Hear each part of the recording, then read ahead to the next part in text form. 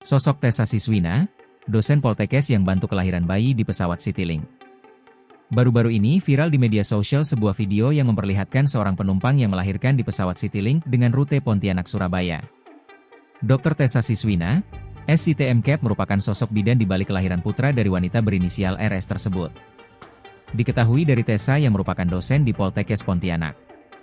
Kejadian terjadi pada Selasa, 11 Maret 2025, saat pesawat rute Pontianak, Surabaya yang semula dijadwalkan berangkat jam 7.05 WIB mengalami delay dan berangkat pukul 7.35 waktu Indonesia Barat. Awalnya ia yang duduk di kursi 15 mengaku tak menyadari apa yang terjadi. Tak lama berselang ada pengumuman dari pramugari mencari bidan atau dokter. Ia pun bertanya kepada penumpang yang berada tepat di belakang saatnya. Ia pun mengkonfirmasi ke pramugari bahwa ia adalah seorang bidan dengan menunjukkan identitas diri. Tessa pun menghampiri dan melihat si ibu yang sudah di posisi ngeden.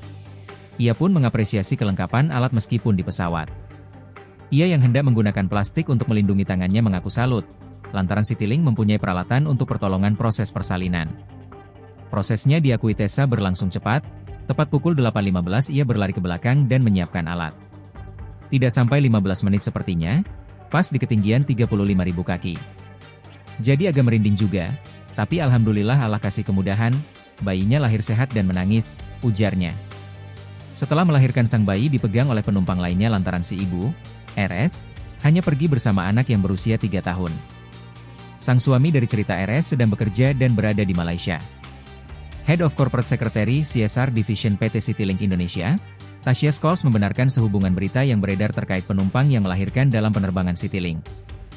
Pihaknya mengonfirmasi kebenaran seorang penumpang yang melahirkan bayi pada penerbangan Citylink KG417 rute Pontianak-Surabaya yang dijadwalkan berangkat pukul 7.35 waktu setempat dan mendarat dengan selamat pada pukul 9.32 waktu setempat.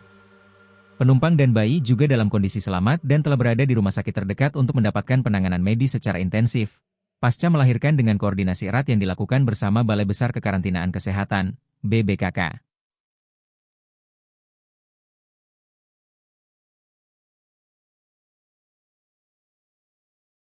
Download Tribun X sekarang, menghadirkan lokal menjadi Indonesia.